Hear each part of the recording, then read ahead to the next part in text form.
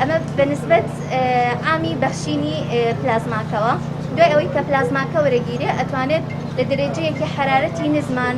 ناقص 80 ناقص 20 هەڵبگیرێت بۆ فترەیەکی زۆر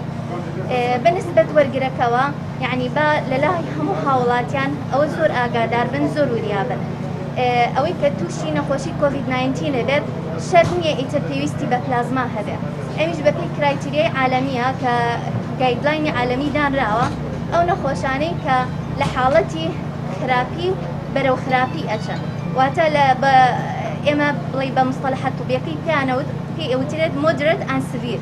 یعنی بۆ ئەوەی کە ئەعرازێکی کەمی هەیە یان هیچ عرازی نییە ئەمە هیچ ئیستفادەیەکی لێ ناکە بەس ئەوانەی کە هەناسەتونیەکی زۆریان هەیە یا پێیان پێویستان بە هەناسەیانی دەستکرد هەیە یان تەواو سیەکانیان هەوکردنیان بۆ دروست بووە